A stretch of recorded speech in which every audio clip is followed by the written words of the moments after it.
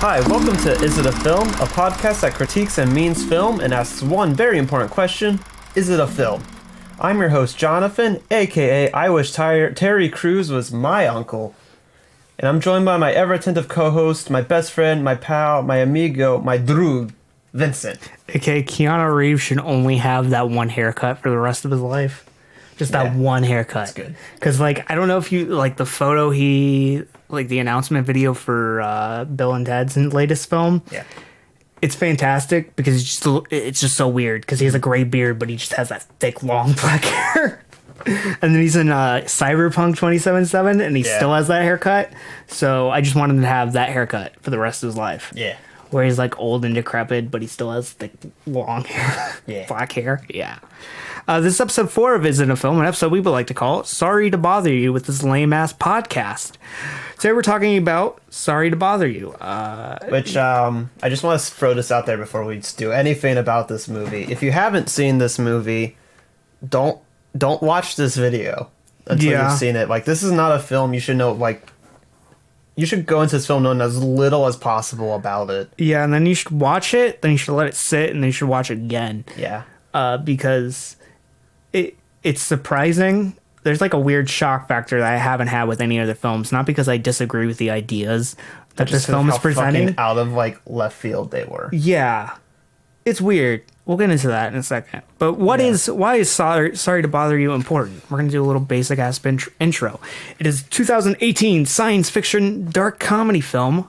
Directed and written by Boots Riley, who is in his directorial debut. He's also a member of The Coop, which is a hip-hop collective. Their last album was released in, I believe, 2013, and it was called Sorry to Bother You. And it's actually a version, it's an album inspired by the screenplay.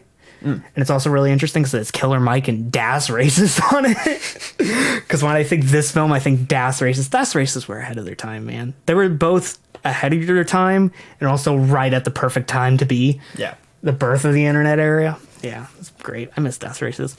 The music and score is done by Tune Yards. So Meryl Garbus does a fantastic job with the music in this, and The Coop. So experts of some of the songs for Sorry to Bother You, the album, are on this, and I think they play out really well. A lot of funk-ish tones and a lot of thick bass are on this. Just a great soundtrack for this. Because Tune Yards bring that like world music inspiration, the African polyrhythms that Meryl Garbus is known for, and mixes it with funk, which is really nice.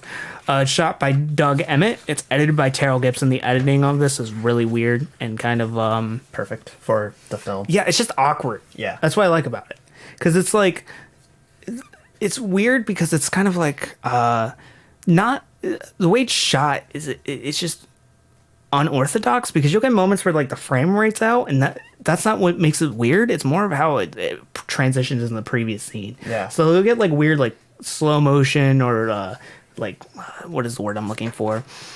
Sluggish frame rate, and they just kind of that's not the weird part about it. It's just the transitioning in the world. I think the best transition in this film was when he's in the office and he says, "Are you really going to shove those fries in his mouth?" And it cuts to the guy eating fries. So like he's not even in the same like scene, and he's still saying that line. It's just really unorthodox and strange.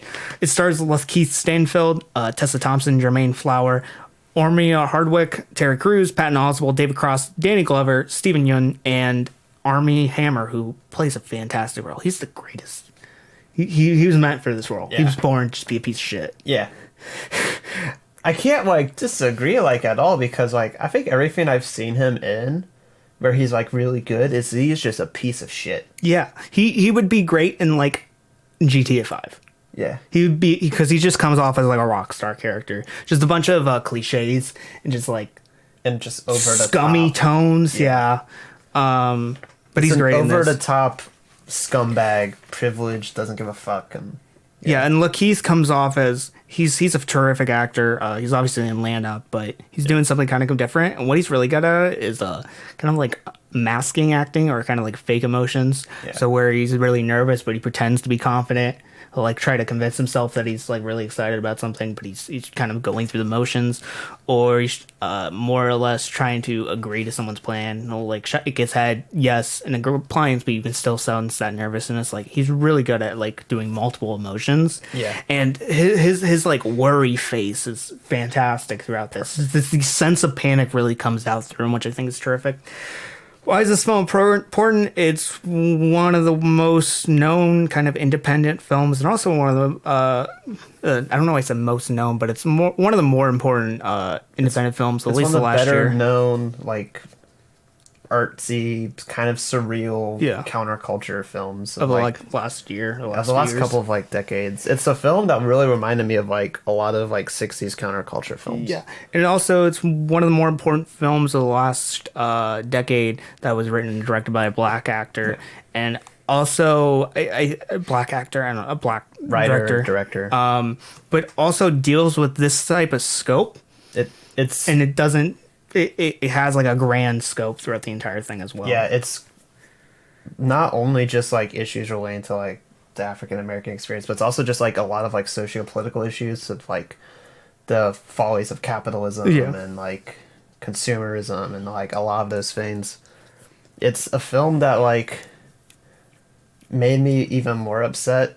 Like Black Panther's a good movie. But the fact that it got nominated for Best Picture and this one did not upsets me. What was the one? Green Mile? Not Green Mile. Green Book, which actually fucking won, and it's a piece of shit. Yeah, film. It's just white bait. Yeah, that's all it is. I didn't need to watch I just needed to watch the trailer to know what it was. It's just like that won.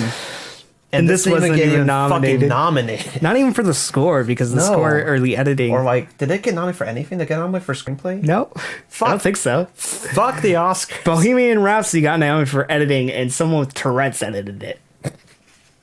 And I can make that joke because Trevor has Tourette's, right? That's how it works. I don't think that's how that works. I'd be like, my cousin has Tourette's. I can make that joke. Wrong. The jokes I make about my cousin is how he's in heroin addict. But yeah, this is, I feel like, one of the most important films of the last decade because of the scope of the themes that's being presented. So me and Jonathan watched this film last year in the theater. Pretty much opening weekend. And we didn't like it. I didn't dislike it. I thought, here's the thing. I thought everything was good besides the narrative. I agreed with the themes. I agreed with the direction. I agreed with the performances. I just thought it was way too large. And it felt really too long and over cumbersome. Also, it took so many surprising surrealist tones and absurd tones I was not expecting.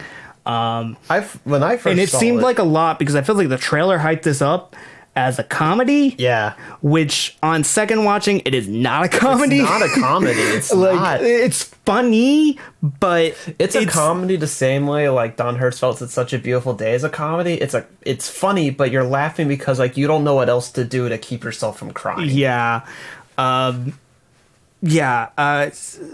First watch, it takes a while to like you think about this film and how much it kind of does with its scope and its size and all the socio-political themes that are recovered and just how much is actually, you get like topics of hip-hop and kind of the what is the term, essentially how it's just become the zeitgeist at the current moment, and every suburban white kid listens to it. Yeah. And how it's just being brought down to its basic core minimalism at the moment by just saying the N-word. You have moments of how art is pointless and it's essentially just completely fodder. You can make anything up and it's considered art. So it covers a lot. And I think it just takes a while for you to think about it. It's a film that I think the issue is like if the more you know about the film, the like worse your viewing experience is going to be. Because like if you watch the trailers, you get this idea of like what the tone's supposed to be, what the like. The trailer really sets it up as a comedy. It sets it up as like a politically like focused comedy, but like still like a very clear cut comedy, and it's not that at all. Yeah. There's really it's so hard to describe like what it is as a film because it takes so many elements from so many different things, and expertly like wraps them all together into this like one like mishmash, but like this one clear like defined mishmash of like emotions and ideas and styles and tones, to where like you can't put a simple like label on it, which is why like I think the best label you can fit to it is it's a dystopian film. It's a dystopian film where the dystopia is today. Yeah. Well, it is today, but it's not. It's an absurd version. Yeah, of today. it's not this universe. Yeah. It's very similar to this universe, but it's not. Yeah. Okay, time to get into the biggest chunk of the show. The most important segment. What is it, Jonathan? The motherfucking Wikipedia summary. Wikipedia. Wikipedia is the greatest resource for the man. I don't know if you know this, but it's online encyclopedia. Well, is it? It's free, but they ask you every 5 seconds to donate. And you know how much I've donated? 0. Same. But you know how many videos we made? 4, and I've used them for every one. Yeah. Because it's the most important resource known to man, some dogs, and most dolphins. Hey, if you want to fund Wikipedia, donate to our Patreon. Yeah. And then maybe we'll take some of that money and give it to Wikipedia. Yeah, capitalism. Maybe. Probably not. Capitalism. Capitalism. That's how it works. That's how it works. So, Jonathan, Supply can and you do me a demand. favor and read the Wikipedia summary? Because I'm not good at reading. I know. Again, we can work on it. No. I don't need to read. I just need to see. This says otherwise. Well, that's what I have you for. That's why I'm not doing this podcast What if by myself. one day I just abandoned you, Vincent? I just stopped doing the Like podcast. hopes and dreams. Then I just get Trevor. Oh, I just find some new swine to do my bidding for me. fair enough. You're completely meaningless to me, Jonathan. Fair. You're mean to me too, buddy. Okay, time to get into the most important segment, Wikipedia summary. Wikipedia summary. Let's go right now. This is your last chance to bail out before all of the spoilers and all the things that you don't want to know going into this movie. Yeah. So again, if you haven't seen this movie yet, seriously, turn off the fucking video. It's on Hulu. Yeah, it's on Hulu. Fucking watch it. It's good. I really like it. Okay. So watch it. Let's get into the summary. So now if you're still here, Also, you've seen if it. anything's not in the summary, it doesn't matter. That's Because Wikipedia fine-tunes what's important to life. it doesn't. Yep. It really doesn't. Let's get going. All right. Cassius Cash Green lives in his uncle's garage with his girlfriend Detroit, an artist. Struggling to pay rent, Cash gets a job as a telemarketer for Regal View. Cash has trouble talking to customers until an older coworker teaches him to use his white That's voice. actually a lot. At which Cash excels. Yeah, that's 20 minutes of screen time. Just So, opening scene, you get him giving a bunch of fake trophies to his bosses, showing that he had all these fake accomplishments that Yeah. he really did. Boss doesn't care. Shows that he took initiative in his eyes. One thing I really like about this is colors and help. The second viewing, I learned a lot about the color palette throughout this film. A lot of light blues. Throughout the entire thing. And what's fantastic about this is in the opening scene, you get a yellowish room. Yeah. And the outside's like a blue hallway. And you get that mix of colors. It's really nice. Also, later on, I think around this time, when he gets gas, or no, it's when he's talking to his uncle, who's played by Terry Crews, who's his landlord as well. Terry Crews is talking to him. Terry Crews is wearing a blue sweatsuit. He has a yellow chain. The house behind Lakeith is blue as well, and he has a red car off to the side. There's really noticeable amount of color, and the kid walking by has a yellow and black basketball. There's just fantastic use of color and scene around that. I really like the setting of that. Also later on, where they're at a bar and they're kind of all grouped together, a bunch of neon signs. Yeah. Especially when they're in the bars in this film, a lot of neon lights, a lot of neon saturated greens and pinks.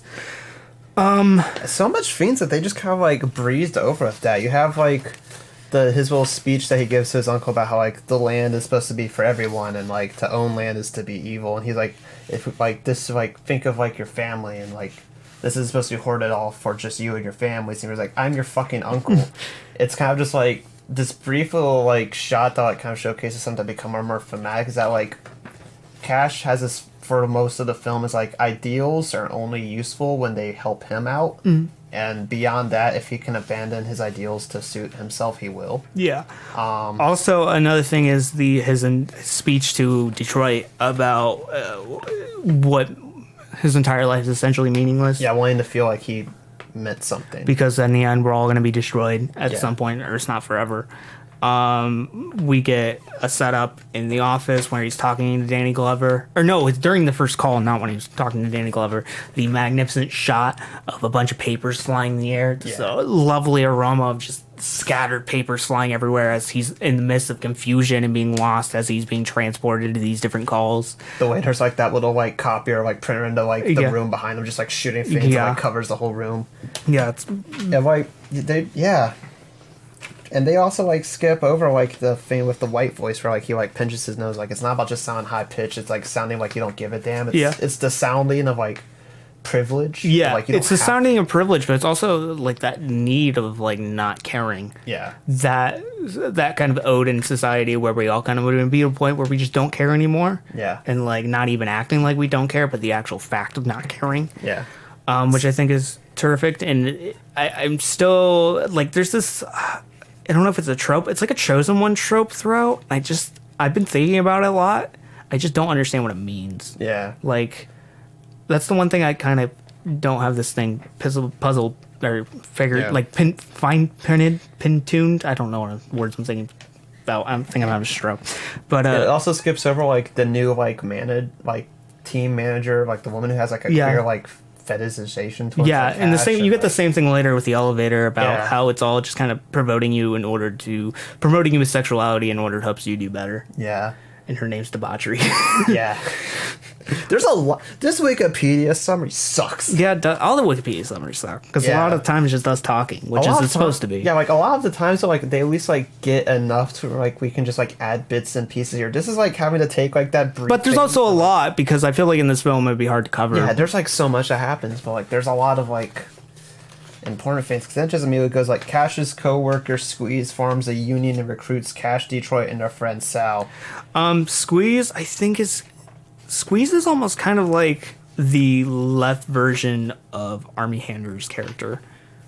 I think I got that a lot during this viewing because I feel like he almost has this weird strategic plan throughout where I can't say it's necessarily good because it's kind of confusing because I feel like he's kind of being manipulated. He's trying to get with Detroit, but in the end it kind of doesn't seem like he really wanted Detroit as much as he just wanted to kind of manipulate her to get back with Cash. Yeah. Which is weird because in the end, jumping ahead to the end of this film, the end, Armie Hammer's character, which I don't know his name, I do not know. He's the Steve Lift. Yeah. Steve Lift gets what he wants, essentially. Yeah. In the end, regardless of whatever happened, he still got what he wants. And in the end, what's his name? Squeeze got what he want too. Yeah. So in the end, everyone got what they want except for Cash. Which is really interesting. Yeah. Because you even see in the last moment, Squeeze's kind of reaction. It's not like super excited, but there's kind of some resentment. But it seems like in the end he did get what he wanted. Yeah, he got the union and like the mini revolution. Yeah, because he's just one of those people that kind of goes around just forming unions. Yeah, and also like look through like the summary. There's also no mention of like most of like the worry-free commercials with that whole like subplot. And, like, the fact that, like, Detroit's, like, one of the vandals who's, like, vandalizing all their signs and, like, doing all that stuff. Again, this summary's kind of... Yeah, because there's, again, just so much There's shit. There's just a lot going on in this film. Worry Free is essentially just Amazon. Yeah. Yeah. Yeah, Worry Free is kind of... That's, like... I feel like the commercials kind of oversell it a bit. You had like the crib segment, and that kind of like a lot of the TV segments I feel like are kind of like the moments where it just seems a little bit too stupid. Just like you get the show I got the shit kicked out of me. Yeah, it's like it feels stupid, but I think with like the extremities of like what ends up happening with like Armie Hammer's character, like it on the second viewing they make a lot more sense and they don't feel as out of place. Yeah. It's actually like a kind of nice, subtle way of like preparing you for how fucking ridiculous this world can be. Yeah, and it also kind of relates to that carefreeness of just not caring. Yeah. Invoking through the media. Why do you watch people get the shit kicked out of them? Because it makes you feel like you don't have a care in the world. Like, why was Wipeout such a popular show for as long as it was? Because people got the shit kicked out of them. And like, that's like, I enjoyed watching Wipeout. Yeah. When Cash participates in protests, he expects to be fired, but is instead promoted to an elite power caller position. This is after the first strike. Yeah, where they like phones down during like the busiest time of the day. And one thing I think this one minor thing that this kind of goes over is the VIP room in the club where they're both sitting down, and I really love that scene because it shows up that you have this idea that you want to be a VIP or you want to be important, but Cassius goes into the VIP room at this dive bar. And it's super loud and crowded in the end. He thinks he really wants to be in there. It's like his drink spilled on him. You think you want this idea of luxury or you want to be this idea of being important, but in the end it doesn't really matter. Yeah. Which is interesting. The first protest is they all put their phones down. I love how one of the managers just yells, "Fuck you." That's totally how it would happen. Yeah.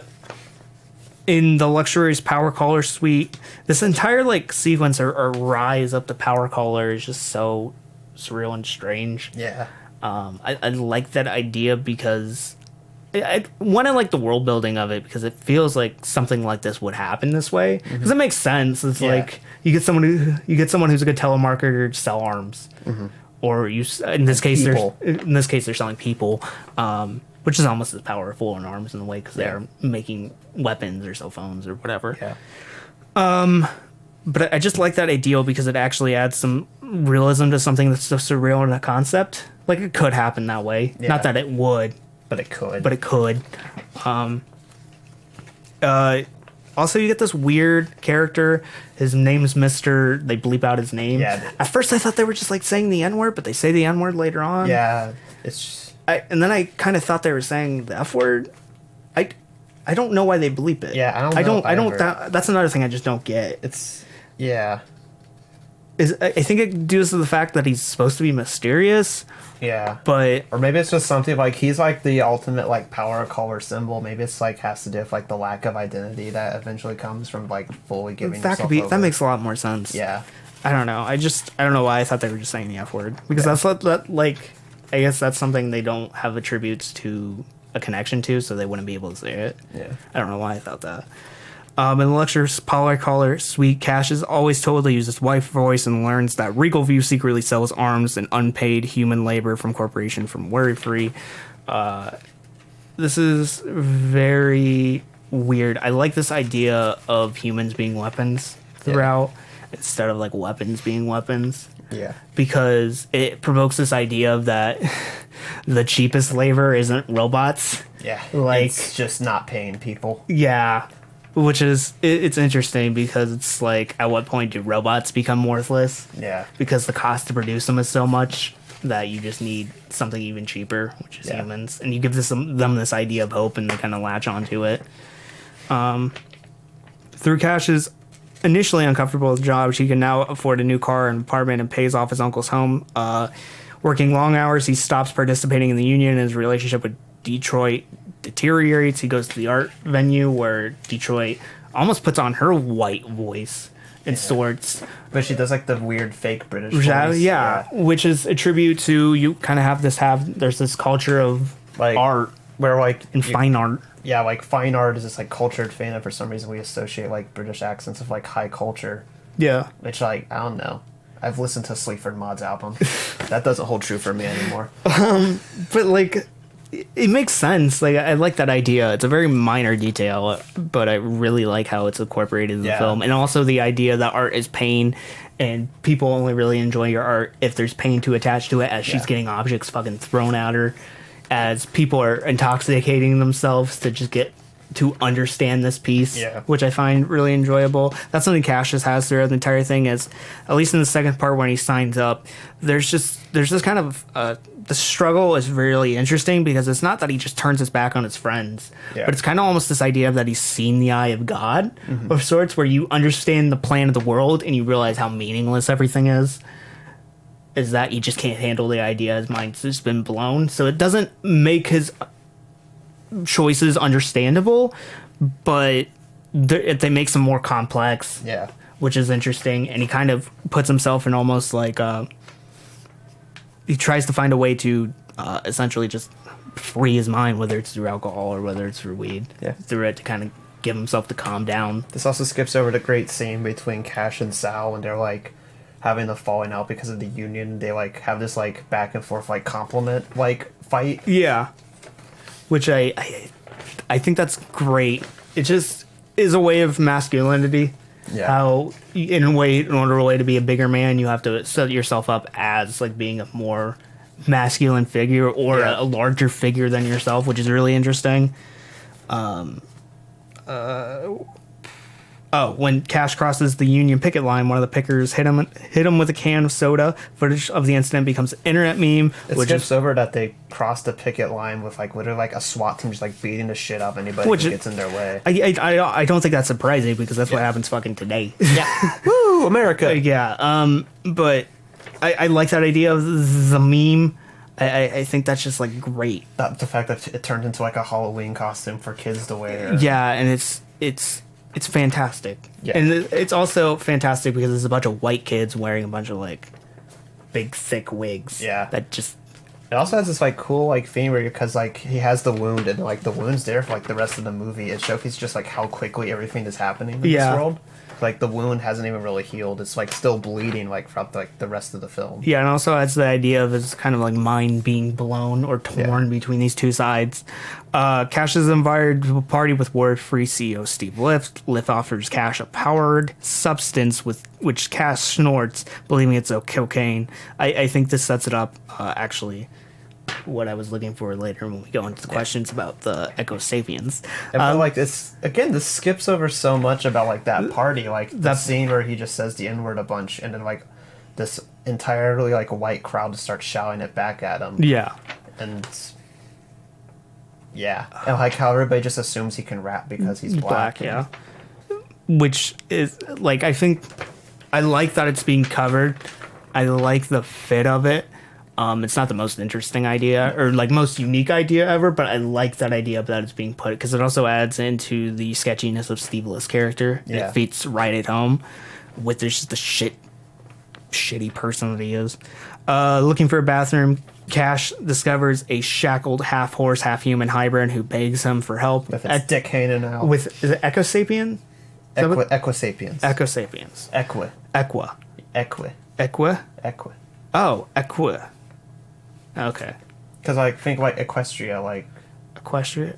yeah, Okay. like Equi is like a part of horse and Sapiens is humans. Yeah. I know Sapiens was human because I knew those two halves. I just thought it was called Echo. I don't know why. Equi, like equestrians. No, I was thinking like horses. Echo, like half dolphin. Oh. Cash discovered... That's CH, dude. You can't fucking read. No, it's actually ECCO, like the video game, Echo the Dolphin. That was the joke I was trying. Either way, you still can't fucking read. Yeah, I know. Liv explains that Worry Free's plans to make their workers stronger and more obedient by transforming them into Equa Sapiens. I really like that. Again, going back to the idea that you got to find some other way to cheaply make slave labor, and robots aren't filling out because they take too much time and too much energy. So just make weird human horse hybrids. Yeah. Which I think is great because horses will... Is it horses or mules that will essentially just do something until they die? Both. Yeah. I thought it was like only one. One was Mules, more. like more often, but like horses do it too. Yeah. Because the first time I thought I saw... I mean, you can literally like ride a horse and run it till they collapse and die. Because when we saw this the first time, I thought they were making half mules because I thought it was more fitting because of that idea of just constantly... Like worker horse and like... Yeah. Same thing. Transformation occurs when a human snorts a gene-modifying powder. Cash fears he just snorted the substance, but Lift assures him it was cocaine. Cash refuses a $1 million offer. I love that dumb he just manic like, I'm moment. offering you like a lot of money, and it has like a little smiley face on it. I owe you, yeah. Very, like, that's a GTA 5 moment. Yeah. That's just like surreal, absurd, stupid, caricature-ish. Cash refuses $1 million to offer to become an Echo Sapien. He essentially just wants to be this like messiah of sorts. Yeah, a fake messiah to keep them in line. Yeah, and acts as a false revolutionary figure to keep him poised in line. Cash discovers he dropped his phone when he encountered the Echo Sapien, who recorded a plea and sent him to Detroit's phone. To spread the video, Cash appears on television shows, including I Got the Shit Kicked Out of Me. So basically, this is kind of his redemption arc. Yeah. But like again, it kind of like goes back to like, and it's hard to also see this as a redemption arc because like not saying what he did was good, but at least there was like some reason why he would do it because like he at that point there's nothing you can do. Yeah. I'm not defending that choice, but But like it's also still like it kind of like, and Detroit even says in the film that like he's only doing it now that like it affected him. Yeah. It kind of just goes back into like his whole like kind of selfish character. Yeah. Cash discover. Oh no, I already wrote that. Blah blah blah. I got lost. Enduring humiliations and beatings to get the video played. The plan backfires. The Equistadians are hailed as groundbreaking scientific advancements. This is the one time I remember the most laughter in the crowd when we saw it in the theater, because that's something that actually happened. Yeah. The stock prices, the worry-free stock reaches an all-time high. It was when like I laughed and then like died on the inside because I was like laughing. I was like, this is what would actually happen in today's. Yeah. Yeah. Cash apologizes to Squeeze Sal in Detroit and joins the Union final stand against Review, creating stone figures, getting the Equisapiens out, which is weird because Cash frees the Equisapiens, but then he still talks to them like they're like stupid. Yeah. Which I don't understand that sequence because he would already have to. Whatever.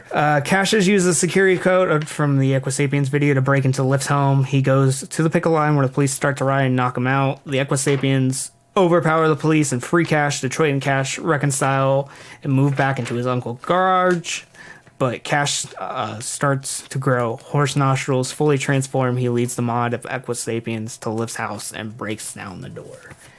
Assuming that Lift dies. Yeah. Assuming. It's a pretty good bet.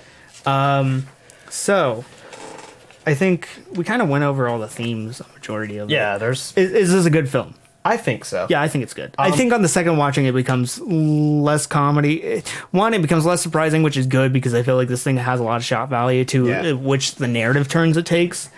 It's not anything thematically that I think was off the first time viewing because I think everything kind of narrowed together in this weird, absurd world. But I think the narrative just seemed a bit much. I didn't have any problems in the first viewing with like any of the performances. I think Lakeith is fantastic. All the performances are great. I think everyone fits the role perfectly. Yeah. In the way that it needs to. And when, like the first time I watched it, my main disappointment was that because like I'm a huge fan of like the counterculture films, realist films, things like that. I felt like well, why didn't this go further? Because like I've seen some fucking ridiculous shit in films before, and yeah, this was weird and out of left field, but I've seen weirder, and I've seen like a fuller commitment to it. But down the second time when I like already knew where things were, like I saw like the actual like subtle like world building to where like it was out of left field, but like it fits with the tone of the world they've created. Like if going too further would have been too far, and going less wouldn't have been like far enough. It's like the actual like perfect amount that they needed for like the world that they created. Yeah, performances are good, soundtrack's good, editing's fantastic. The color of the entire film was fantastic. Again, lots of light blues. And Lakeith is always he's like always a different color from everything else. Yeah. Which is nice. He's always usually wearing like a gray or something, so it like puts him out of the scene. He's always like just in a weird place, which is nice. Yeah. But yeah, everything, it's shot well and it's directed fantastically. That was something I thought the first time watching. I just thought the narrative was just weird. Yeah. I'm really excited for Boots to keep making movies if that's what he wants to do. He has a new one coming out soon. On? He's working on one. I don't know what it is. Sweet. But I something. am pumped. I'm excited. I hope it's something more grounded. I don't. I want it to be absurd, but I want it to be something that would intrigue me was seeing something a little bit more tonally tight. I guess like absurd, but more tonally. Like instead of lots of different subjects, having focus one assault theme. on one subject. Yeah. That'd be cool. It could be as weird as this. Yeah, I could have please do. I'm any so shit, but glad that there's like a resurgence in like absurdity and surrealism with like this movie, Yorgos Lanthimos' like filmography with The Lobster and Killing of a Sacred Deer and Dogtooth, with Daniels making fucking Swiss Army Man. Yeah, Donald Glover with Atlanta. Yeah, like there's this like revitalization of like the movement, which I'm super happy about because that's like my favorite kind of film. So like I'm really looking forward to like the future of film right now. Yeah. Final segment. I got some questions about this horse. Oh God. These horses. Oh, these God. Equisapiens. Okay, so for one, these are more like broad narrative questions. These are not like questions. So like our final segment usually is just something weird. This time I actually have genuine questions about this horse. Oh, okay. Not like none of these questions are gonna be like, how big's the horse dick? I don't care. It looked like at least a foot. Yeah, I don't care. But for this, it seemed, one, did he take the substance that he thought was cocaine? Was it actually cocaine? I don't think so. Or do you think this? Do you think it was not cocaine? I think Okay, because there's either that, or I thought because he was so Lakeith's what is it, Cassius, this was so close to a lot of the Equisapiens that maybe it can like transpire through the air. I don't think that's it. I'm pretty sure it was just supposed to be the powder. Yeah. And another thing, why did it take so long to delay? That's another thing I was just curious about. Maybe that's how long it takes. Maybe, I don't know. Maybe he purposely made it that way so he'd have more time to negotiate with them. And yeah, I don't know. That's just something. It's not something. Maybe I think it was like mixed with cocaine in case he had done cocaine before, so he would still know what to expect, and that like weakened it. That weakened it. Another thing. What was the important thing I wanted to say? I had a really good one. I forgot what it was. I didn't write it down. Think, Vincent. Think with your brain. Why don't you write this shit down? I didn't think about it. I don't know. I like thinking about a bunch of different questions and just having them in the back of my mind, just so I can have them. Also, like, how much do you think the creation of the serum is actually equal to or actually less than the process of creation of a robot? Because here's the thing, though. Robots are expensive. Because robots are like, they're metal and they're like wiring, and like gold is a key part of wiring, all those things. So like robots are expensive to build because like machinery is expensive to build. Like most medicines cost very little to make. Like insulin costs like change. $2 million to make. That's why they charge $2 million to one. Even though they cost like pocket change to make.